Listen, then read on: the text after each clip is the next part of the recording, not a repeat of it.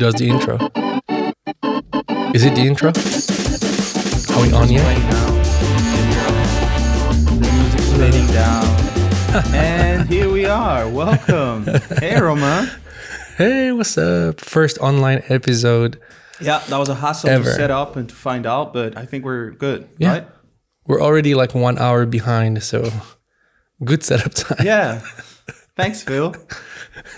That's all right. That's all right. So what's up, everyone? Welcome back to the That Slate show podcast. I don't know. Welcome back to is it a show a podcast? special episode. It is a special episode. Mm-hmm. It is a special episode. It's been we've been postponing it a little bit because we've been so busy, but essentially a few months. Was it September? It was the month of September. Yeah. So just to give you a little bit of context, in September, Phil and I took part in the That Slate photo challenge, 30-day challenge. And the goal was to take one picture a day, every day for the whole month of September, and post it on Instagram. So we had, I think, a solid maybe 27 days of posting. But I think that's that's fine. That works. We messed up a couple of days, but that's fine. We're gonna be honest and upfront. I think a few days I used the shot I took the day before. Oh yeah. Oh, for sure. And Me then too. a few like towards the end, it got kind of hard, and then both of us, I think, missed a few like that we didn't post at all. Yeah. Right? Yeah. Yeah. That's life. That's okay. That's life. We had our goal 30 days. We maybe missed 3 or 4, but yeah. So for the people that didn't hear the episode that we decided this was episode. I don't know the number, but the name was personal work. I'm pretty sure. Yeah. And we discussed personal work and how we go about it, and both actually came to the conclusion that we don't do enough of it, and that sometimes it's just a burden. It's just such a hassle next to work and family and life, goes on, the rest of it, personal. And so we said, why not do something simple and just say, we kind of went with, take a picture every day that you like. And so, we said during this September, we're going to do that for each day and post it on Instagram, which we did. So if you haven't seen, go to the Instagram account, That Slate, and see the photos. They're still up. I don't think we're going to leave them forever, but for now, they're still up. So definitely check that out and see what we posted each day. But also, we're going to show the end result, all the pictures in this episode. We decided we're going to go through. We're going to see kind of what the resemblance is. Maybe, some things are going to pop up and like, oh, it's always this and that. So that's the kind of the idea for this episode, talking about how it was for us, maybe how we would do it in the future. How challenging it was as well. Cause I don't think we were expecting it to be that challenging and that, not even time consuming, but just like another thing on your to-do list that you have to check out every day. And it was like kind of like fun to do as well. Cause, but we were just going to go through everything. But first of all, before we start anything, I would like to take the time to congratulate Phil, because Phil won an award. An award yesterday, I think, not this weekend, right? Like a couple. Today's Sunday. Friday that was night? 2 nights ago. Yeah, Friday night was the award. Phil and one of his colleague, a friend of mine. She's a choreographer. Yes, choreographer. They won the, I don't know how to pronounce this, but Digis. Say that again. Digis. I don't know. Digest. They call it digest.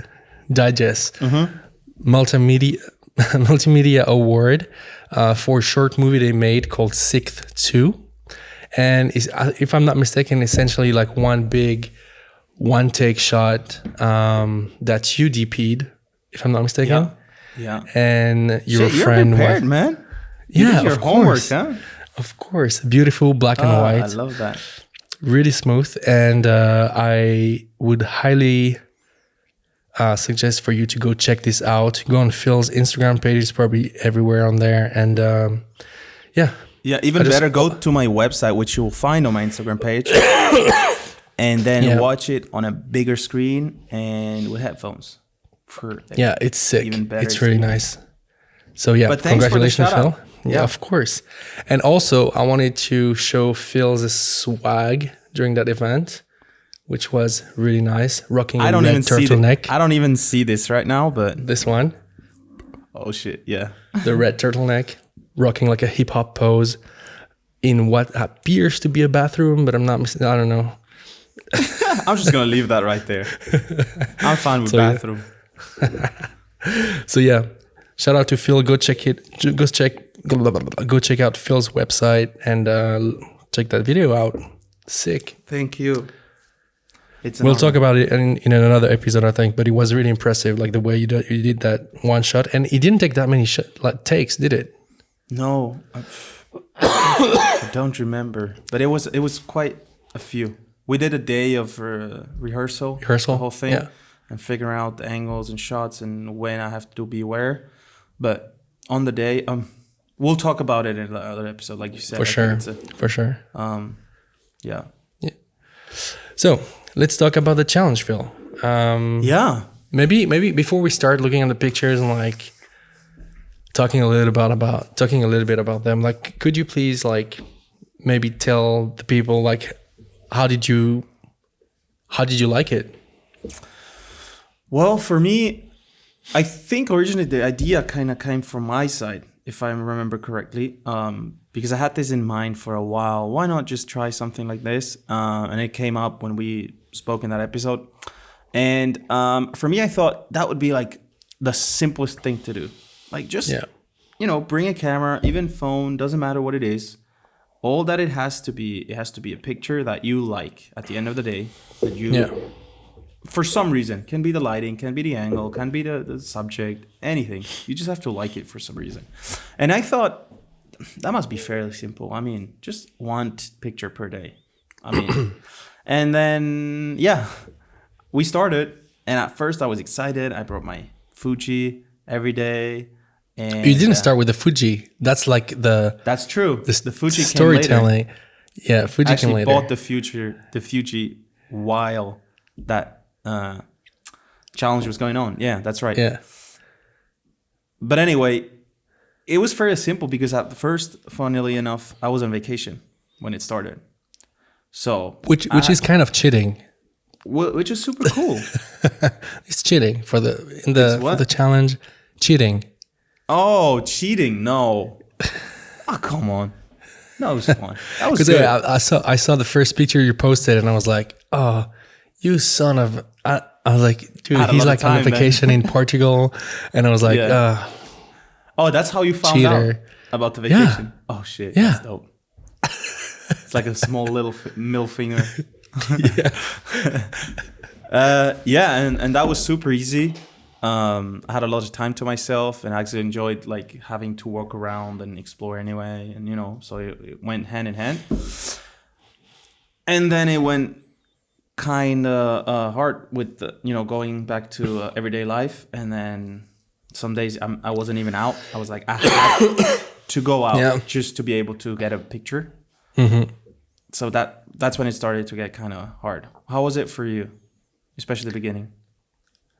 I started off being pissed because I saw you were in Portugal.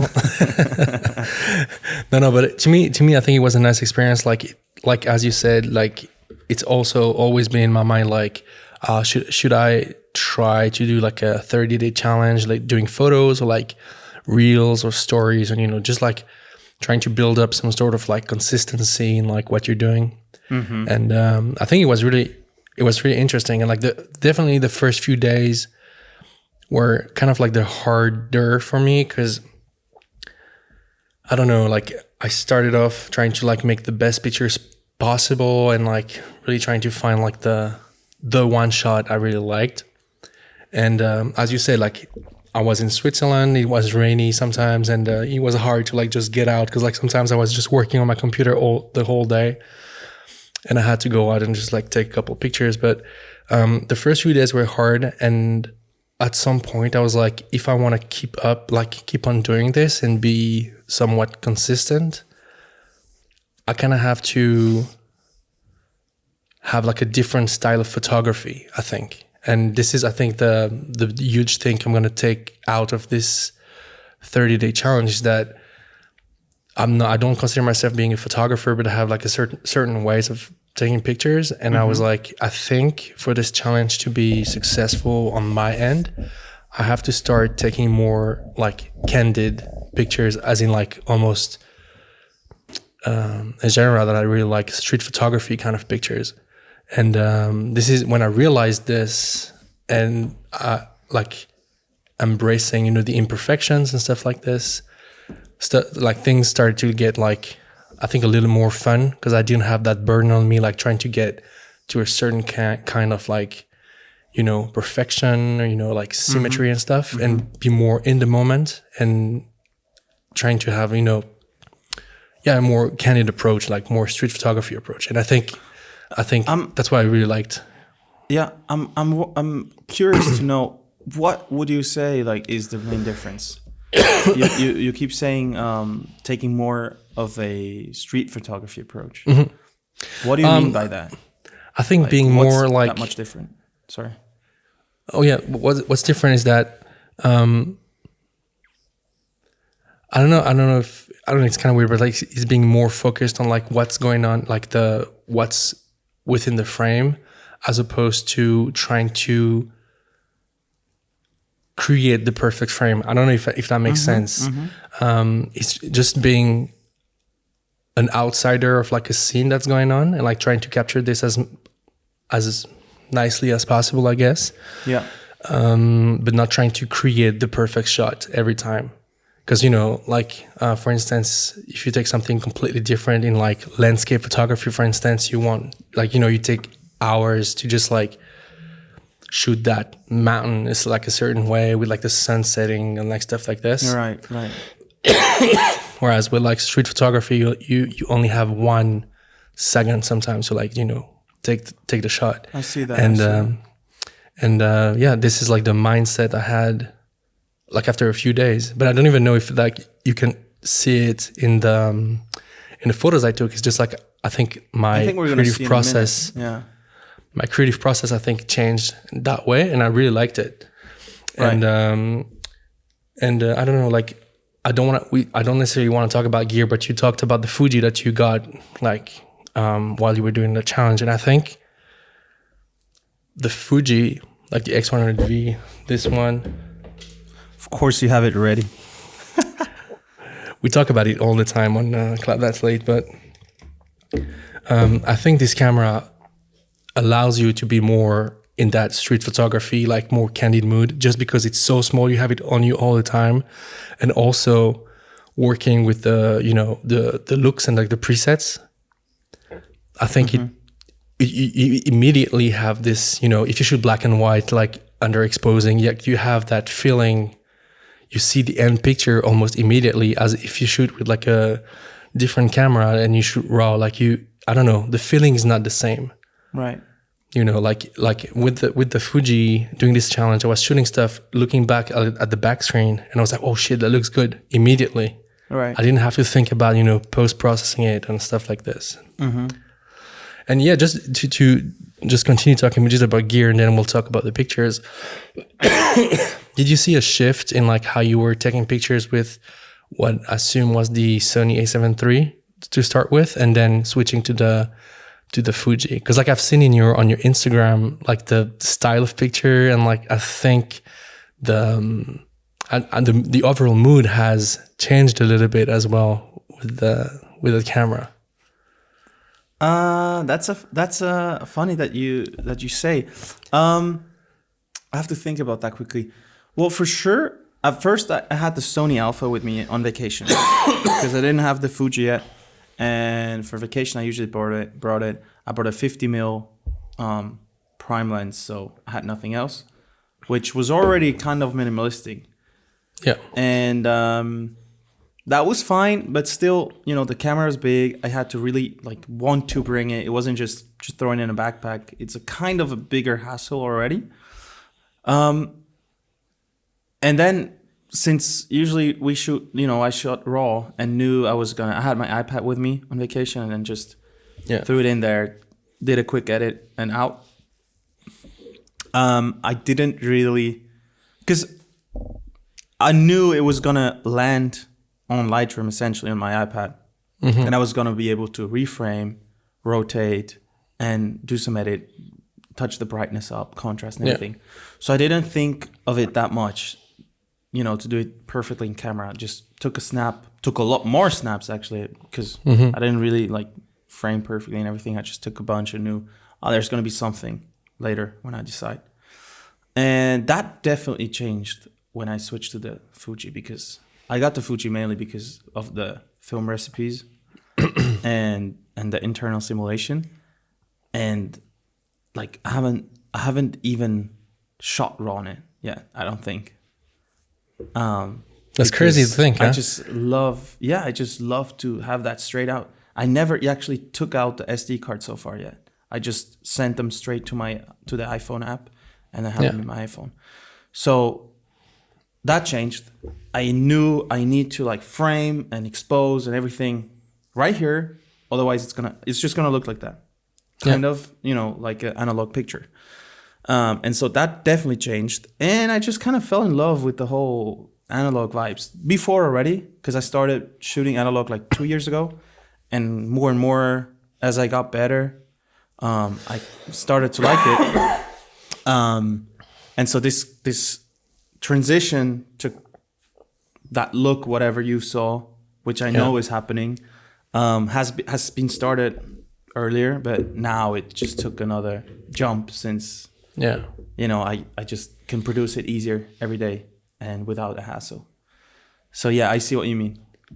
Yeah, and to kind of bounce back on what you're saying with the Fuji, I feel of course, we can talk about the JPEG, the film simulations, but I also feel the experience that you have with the camera in your hands is completely different than when you shoot with a Sony or a bigger Canon and stuff.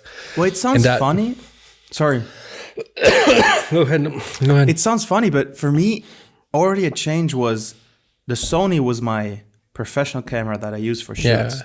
And just having a camera on the side, knowing that is my personal camera. That's when I put the strap around, it's not work. It's me trying out stuff, me capturing whatever I'm doing, me capturing what I like. And it's not like you say, it's not the same photography. It's more capturing whatever happens and not capturing what I really want to capture. Yeah. If that makes sense. What I want to create. It does. It's capturing, not creating somehow. I don't know if that makes sense, but for me, that switch that you explained, that's why I asked you what the difference between street photography and the other one is. And I see, I 100% agree. It's the same to me.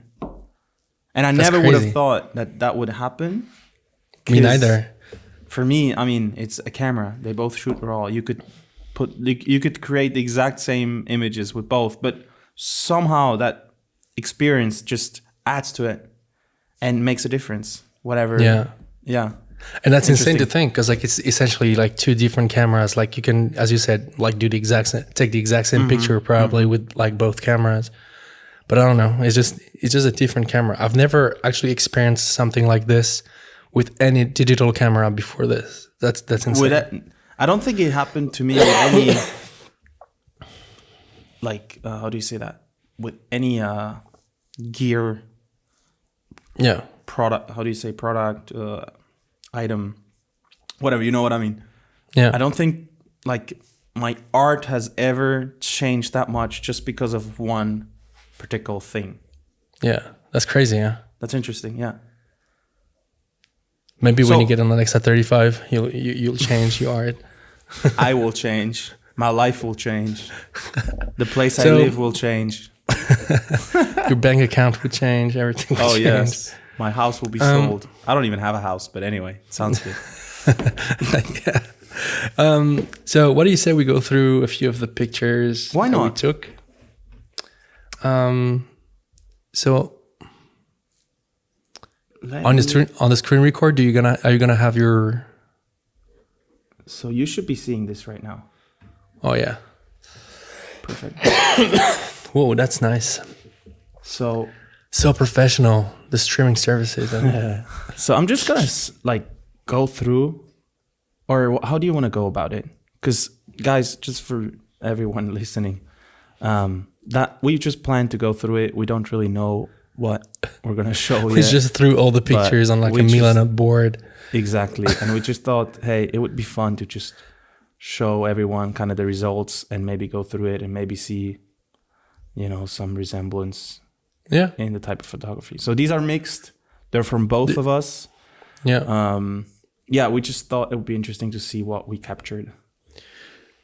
Do you want to go first, or do you want me to go first? I'll just go scrolling through so everyone can make like an impression of the whole thing, and then I think we can talk. So I just want to talk about the first, like the black and white one with like the car passing by. If you scroll up a little bit.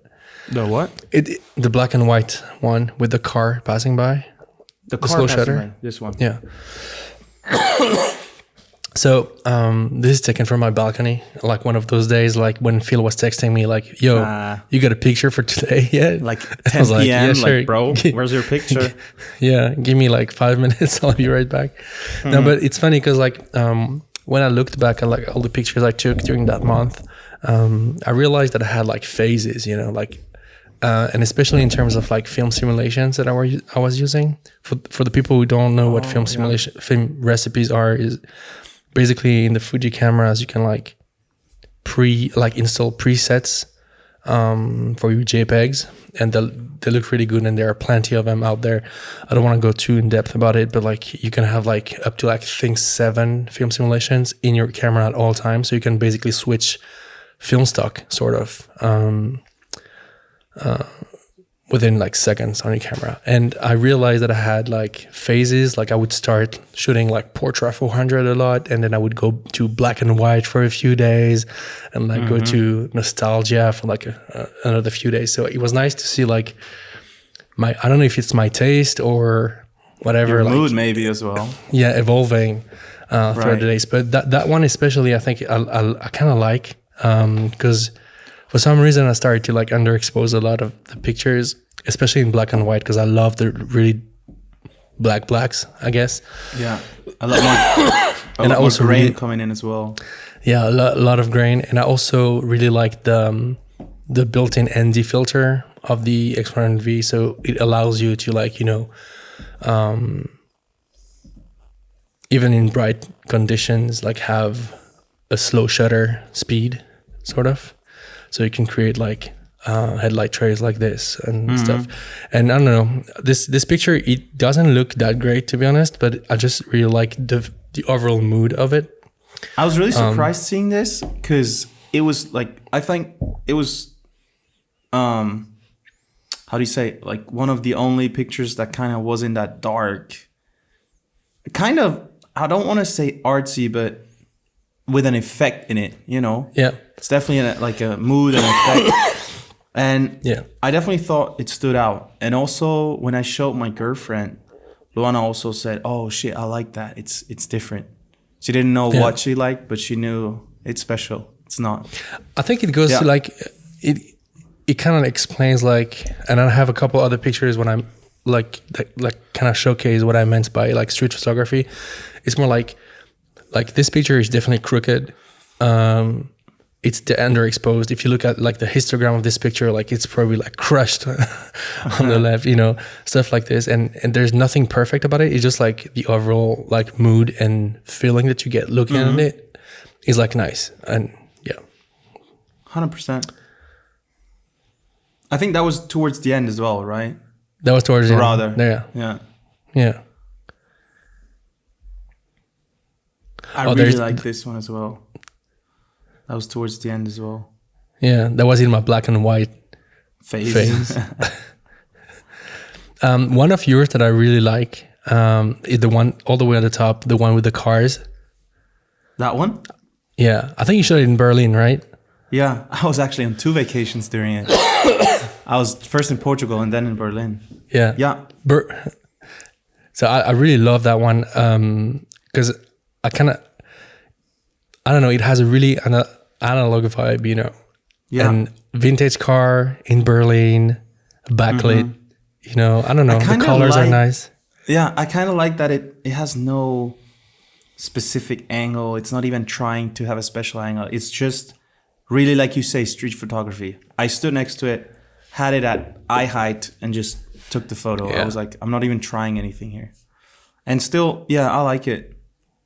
I agree. There's this one, for example, that was not street. That was I decided, I waited for this.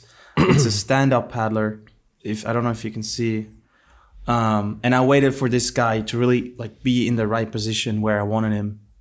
It's like right on the corner of the third. Exactly.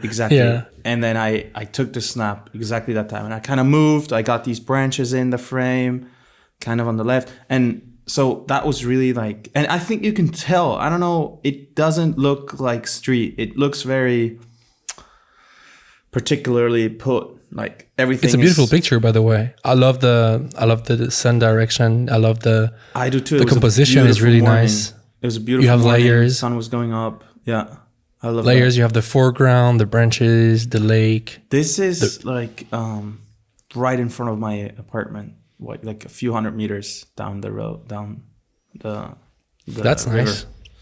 It's beautiful. It's where I go to swim every week. Try to. Do you swim in the winter as well? Mm-hmm. Been going for 11 weeks now, every week. And the goal is to do it till end of year, and then we'll see. The one with the bridge, the black and white one. Bridge. Go down. Slide down. On the right. Oh yeah, of course. This one I think is kind of like when I talk about, you know, getting into the habit of bringing your camera with you. I think I shot this one at 8 in the morning, like 5 minutes before I had to go in a meeting. And the meeting I had was by the lake in Neuchâtel. And I parked my car and I just walked 100 meters to go to the office to see the clients I was meeting. And I just walked past and I saw this bridge and this guy on the bridge who was fishing from it. And I just took the camera out, snapped the picture, looked at it, got super stoked and walked to a meeting. I remember you texted me that morning. You're like, dude, I already got my picture of the day. I'm happy. Yeah. And I think this goes to show it's a beautiful frame too. This goes to show having your camera, but it could be your phone, but having it with you and, you know, looking at the world in a way that you're kind of looking for frames. Mm-hmm. I think it can just elevate your photography and your cinematography as well. Like you said, practicing this. I think we all have phones with us every day, and they're good cameras today. But because we did this challenge, you on these few hundred meters to the office, from the parking lot to the office, you were curious and you were looking around and you were not just on your phone or looking down and thinking about the meeting.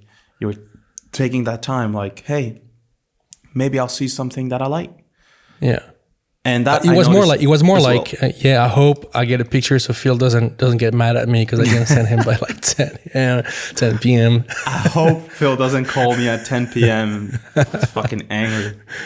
Yeah. No, but yes, of course. And that I noticed as well. Just going through and actually being excited. And it also made me go, like we said before, it made me go out. Made me look, I have no picture yet. Let's go for a quick stroll. Or when I was in the city, usually I'll get the bus or the tram for a few stations. No, I'll actually walk. Yeah. You know, and that definitely positive. For sure. Oh, that one I liked a lot. That was one of mine. I think that was the second or third day. Yeah. I slept in a bus with a friend of mine because he had a lot of phases where he lived out of a bus or like a van, more like a van.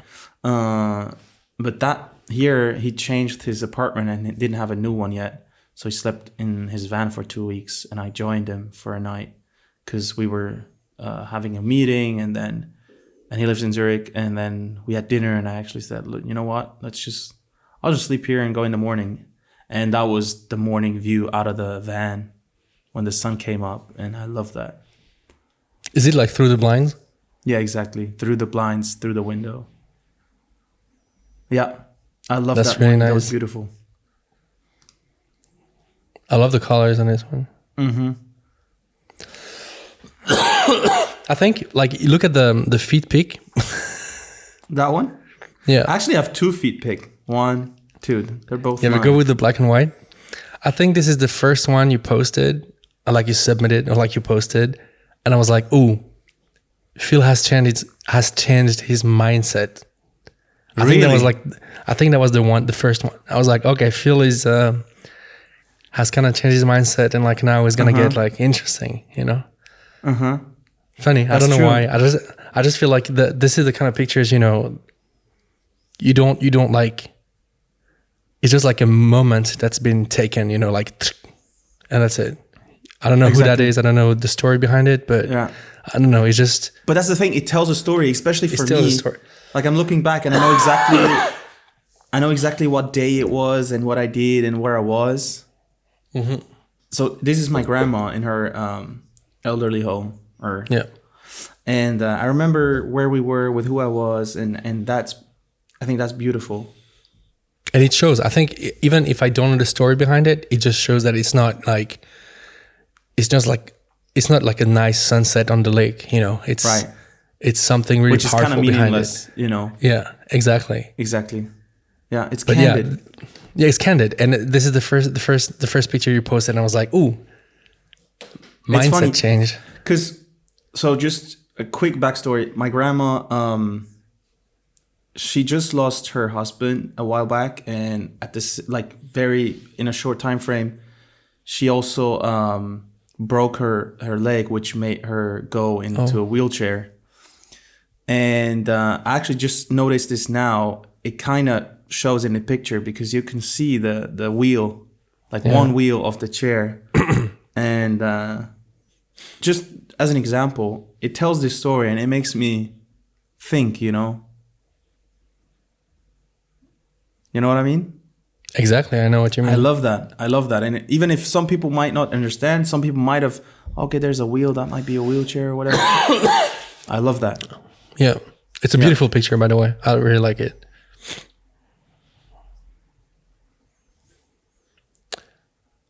One of yours I really like as well. I think it's the blurry one, the one on the right here next to the that one. Yeah, this one.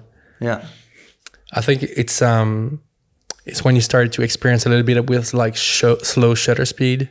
Mm-hmm. I think you have a few pictures like this, and I have a couple of them. Yeah. I don't know. I just really love it because like it doesn't really look like a picture. Could be a painting.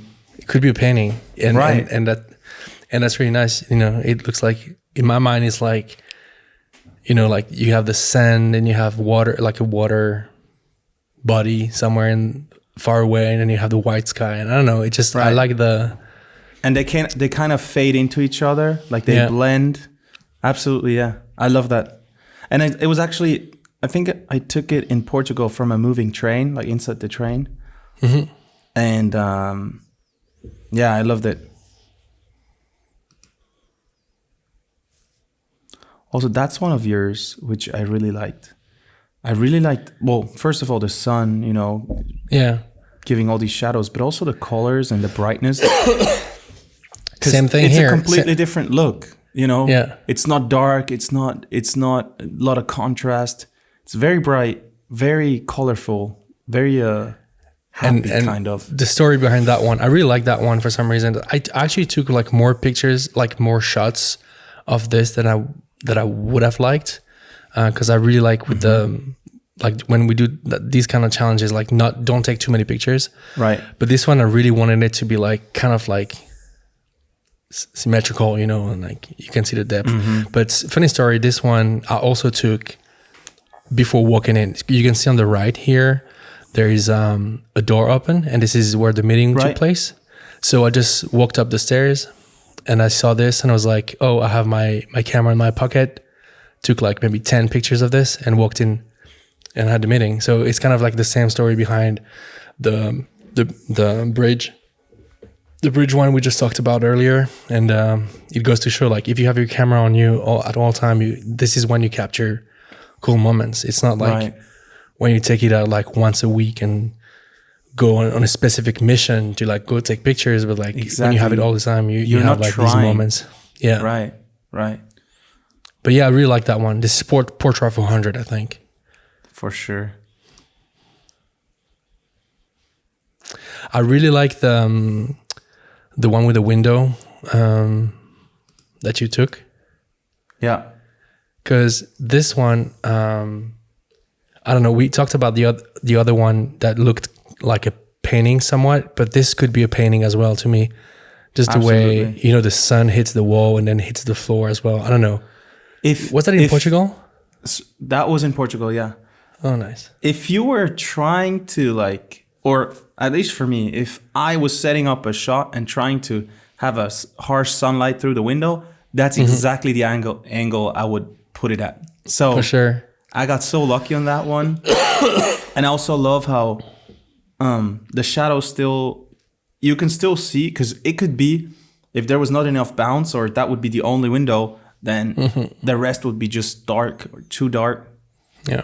And here it still has enough light for the shadows to be visible and to see what's there. And I love that. Yeah.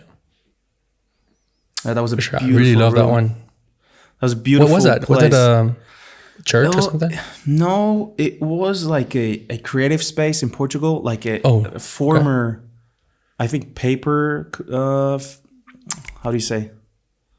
Not like they produce paper there, or used to. Factory. Yeah, okay. Like a paper factory. But now it's being used like a creative space for different artists and labels and studios. And yeah, it's open to the public, so you can go through and see all the shops. And that was some shop. I don't remember what it was. Was that in Lisbon? Where was that? It's in Lisbon, yeah. Is it the... what's it called? Is it in this like really hipster area? Yeah, the whole thing became kind of a hipster area. XY something? Y? No. X what is it something. It's not XY, but it's X something. Yeah. X something, yeah. But yeah, I think we mean the same thing. Have you been there? I've been there once, yeah. Or twice. I don't know. But Yeah, it's nice. super nice. I fell in love. And I talked to so many people because I was traveling on my own. And so I got into, I got to talk to a lot of people. And yeah, I met two cool people there who were working in a shop, and they both weren't from Portugal. One was from Brazil and one from another country, I don't remember. They both went to Lisbon because they just loved it. And yeah, Portugal is such a nice country. Yeah, especially Lisbon. I fell in love with Lisbon. Yeah, I love Lisbon. One of my really good friends lives there now. He's from Geneva, but he moved there, and he's like a graphic designer, and he does a lot of sign painting. And he just opened his shop over there, so I'm probably gonna go, hopefully soon. Check him out. That's wonderful! Yeah. I really there's one of yours I really like. Go up. Up. Yeah. I apologize for the listeners, but we're just looking at Milan on the board. I don't know. Yeah, I don't think that's going to be an episode that a lot of people on Spotify are going to like. No. So if you're on Spotify, definitely check out YouTube and go see the pictures. I like the cloud ones that you took. That one? The cloud pictures. This one, and especially the one in probably Portrait 400, like this one. Yeah, I like that as well. But when I post, I think that's yours, right? I think so, yeah. When I posted them, I kind of felt cheap because it's so easy to get a nice cloud photo. Yeah. And so now looking at it, I like it. it's a beautiful frame. I like especially like the kind of the sort of clouds that they are. But when uploading, I felt kind of cheap, and I think that was a lazy day. I didn't have a lot of pictures. I didn't have a lot of time, and so yeah. But I mean, that's still, kind of like looking back, it's nice. Sorry, my computer just died on me. This is also something I realized when doing this challenge, and just to like continue a little bit of what you were saying. Some days I was taking pictures like kind of like easy pictures, you know, just like go on the balcony, shoot the car moving, or just, you know, right, shoot something like around the house. But at the end of the day, I think it doesn't matter in this whole challenge. When you look back at like all the pictures you took, the easy pictures, like they blend in almost, you know, because like you don't have to go out of your way all the time to just take the best pictures possible. Like the goal of the challenge was to take a picture that you actually liked, but it doesn't matter if it's a picture of like a cup of tea on your desk, or going to Portugal, you know, shooting like the super cool neighborhood. Absolutely. You know, it doesn't matter, I think. And this is for the people who kind of like want to do something similar. I think you can have really high standards for everything you do, but at some point you have to also realize that you can't always be at the top, and sometimes you can, especially for personal stuff, you can also dial it down a little bit, a couple of days, and then go back up and like try, you know, 100%. new things. Yeah. I'm wondering, the question just came to my mind. Like I said, we initially said the goal is to create a frame that at the end of the day, we like every day. Yeah. Would you say you managed to do that? Expect the days that we didn't take photos and didn't post, but on the days, like all the pictures, if you look back, can you like honestly say, look, all of them I like for some reason? Yeah. Yes. I think all of them I like. Otherwise, I wouldn't have posted them. There are some that I like better than the others that tell like 100% better stories. For instance, the one of my daughter, like by the lake, if you go down, I think it's been my wallpaper for like a little bit. This one. Yeah. Just because like, you know, it just captures like a moment I can vividly remember. Like it was super warm, not super warm, but still warm in September by the lakes, just chilling, you know, at like after work, the whole family together. And this one has, you know, a special place in my heart, and some others are just pictures that I like visually, but not necessarily like in terms of storytelling, you know. That's the interesting part. You know, some you might like for the colors, some you might like for the frame, some you might like just, you know, for some other reason visually, and some you just attach to an emotional moment that you had and might visually not be appealing at all, but you like it because it remembers you, or it reminds you of a moment you had or something you experienced. Yeah. And that I thought interesting, because there's definitely some that I just like that one, for example. I took, that's when my girlfriend's parents moved, like from the house or it was a big apartment where she and her brother grew up. Mm-hmm. And for her, it was a pretty emotional moment for them to move out and knowing she could never go back to the apartment that she grew up in, because her parents wouldn't live there anymore. They now live in another apartment. And that was the first night that we visited them after they moved in their new apartment. And I remember it was a perfect sunset from their balcony, beautiful. We had pizza together and we talked about the last place, the new place. And I mean, visually, it's a cool frame. You can see myself in the shadow, but I attach it to that moment, and a lot of like things come to my mind. That's looking nice. back at it. So frames like that, I really like doing, and I only noticed afterwards, kind of, that's a story frame and less of a beauty frame, if that makes sense. Yeah, for sure. And if I want to take like a tangent to this, like I've recently looked at a lot of like war photographers and journalists, you know, in terms of like pictures they're creating. And I'm not saying that what we did is like 1% of what they do. You know, I'm just saying that, you know, like when you can tell a story by just looking at one single frame, and you can like piece together some elements, you know, oh, there's something in the back, this in the front, this action is going on. I think it makes the picture like 1,000 times more powerful than just like the most perfect architectural picture or whatever, you know. And 100%. I think this is kind of like what we're trying to say in the beginning of the episode, is that we have like the mindset, like the shift, you know, like going from trying to do something perfect to just capturing the perfect moment, you know. And that's telling kind of a like story, different. Yeah, absolutely. That makes me think. Yeah.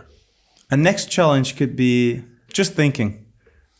Could be trying to create a frame for a certain amount of time each day that really tells a story, like not looking at the visual aspect at all, just trying to tell a story in a frame. That could be a really interesting challenge and that could be nice exercise. You know what I mean? Yeah, for sure.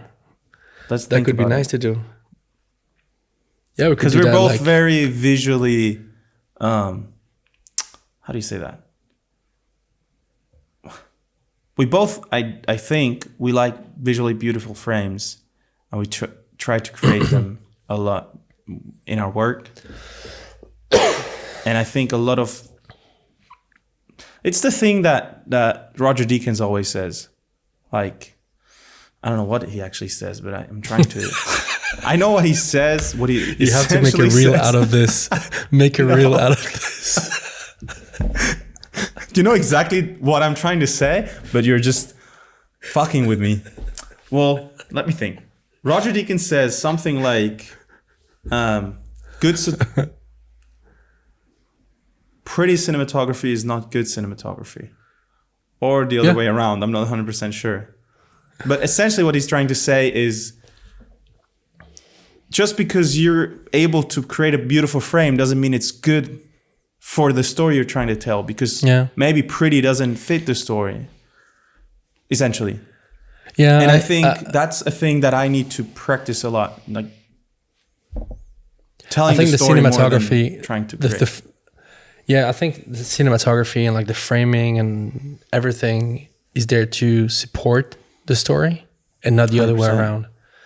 100%. And I think this there are some people who really like, you know, really clean stuff, but I think especially when you first start off like creating your own images, you tend to like try to have the more perfect, out of this world, you know, kind of frame, because it looks so different from the everyday life. Absolutely. But as you progress and as you understand and as you're more visually attracted to these things when you watch movies and stuff, you realize that, you know, dirtying up the frame, not being 100%, you know, symmetrical or like straight or whatever, can actually help telling the story more and better than having the most perfect frame or the most perfect lighting or like the most perfect everything. Absolutely. And it's that thing that everybody says as well. You have to learn the rules first to be able to break them. And it's the same with the beauty. You have to be able to create a beautiful frame and then be able to dial it back the amount that you need to tell your story. Yeah. If that makes sense. And I think that's a journey that a lot of like you have to go through. For sure. But I'm really interested. That would be interesting to do that challenge that you mentioned earlier, like, you know, pictures that tell a story, not necessarily beautiful pictures, but just pictures that tell a story. And we could do that probably like early 2023. That would be something. Yeah, tell us in the comments if you think that would be something. We would love to do the challenge again. Also, we try to get people to jump on the challenge and we actually have one, and I think it'd be nice to give him a shout out. Yeah, him or her. It was. We had one person. Do it. to do it. And I want to give a big shout out to, I'm sorry, I'm probably going to butcher your name, but Mertkan Taskiran. Yes, it was Mertkan, right. Yeah. And I don't know if like we can put the picture up, but I don't know where he took this. Probably Manhattan. It says Manhattan Part 2. So probably New York, I guess. Manhattan. And it's a beautiful sky. Oh, I don't have autofocus on this camera. Sorry. It's a beautiful frame looking up into skyscrapers and them kind of leading together into the sky. Yeah. What's your take on like white borders on Instagram? Well, some pictures it's cool, but most of the time I just think the screen is already so small and the framing on Instagram already makes it smaller, and then even cropping in, I mean, making the image even smaller, I think I don't like it. What about you? I don't know. I just feel like sometimes the white border, it adds something, especially when you have landscape pictures. Fair. It just adds this like almost 16:9 aspect ratio vibe. I don't know. I kind of like it. I see. Yeah, I know what you mean. But not on the phone. I mean, on desktops, I think it's much better because it's still the on iPhone or mobile and Instagram in general, it just makes the frame so small. If there's detailed things, they just get lost a lot of times. For sure. So maybe also depends on the subject in the frame. If it's big enough and not too detailed, it works well. All right. Do you have anything else you would like to say about the challenge? For me, just like as a retrospective, it was great doing this. My first time doing such a thing where, especially with another person who kind of holds you accountable. So that definitely helped. Yeah. That was fun. For sure. Because if I was doing this on my own, I would have taken like maybe 3 pictures and like, yeah. You'd have just said, not today. I have too much to do. But then there was Phil on days like that, or like 10 o'clock. Bro, I need your picture. Where's your picture? And the other way around, huh? So it was the same for me. So definitely, if you want to do this with a person who holds you accountable. It was fun. Also, it kind of makes it more fun, just not being alone and being able to talk about it. And it was, like I said, it's the first time for me. And I would definitely do something like that again. Romain will talk about what the next challenge is going to be. And I hope more people are going to join the next one. Yeah. Maybe we'll have to, I don't know if like the 30-day thing was too big, like too intense for some people. Mm-hmm. Maybe we should do like a, 1 week and like maybe do 1 reel a day or something like this, Yeah. Because this is more sustainable for some people, I guess. We'll talk about it and we'll let you know in a future episode. If you have ideas also, comment under the video, send us a DM on Instagram, comment under any reel, whatever you want to communicate with. But yeah, if you have an idea, let us know. We'd love to get some listeners, viewers feedback. Yeah. And in terms of Clap That Slate, we've missed a few weeks of posting just because life. Just because.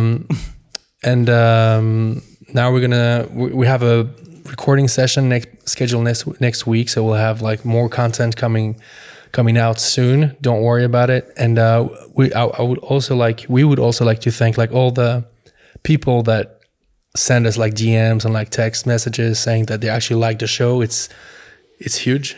It's really nice. I don't know. I was not expecting that many people to like reach out to us. I know Phil, you've had a few people. I've had a few people like texting us like being, good job. I listened to all the episodes.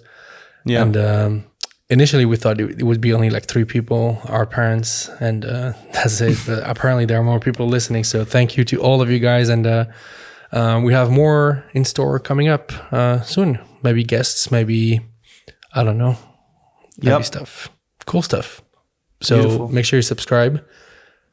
YouTube. I think YouTube is like the best place to like watch the show. So far, it's the most popular. Yeah. Yeah.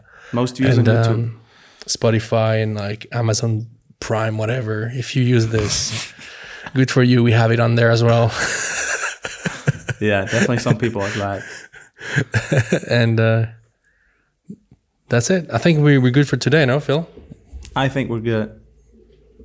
All right. So let us know in the comments down below as well. Sorry. Let us know in the comments if you like the offline, like the online episodes like this, because we didn't have time to like actually meet up and like set up the studio for this episode. So we just did it online. So let us know what you think about it.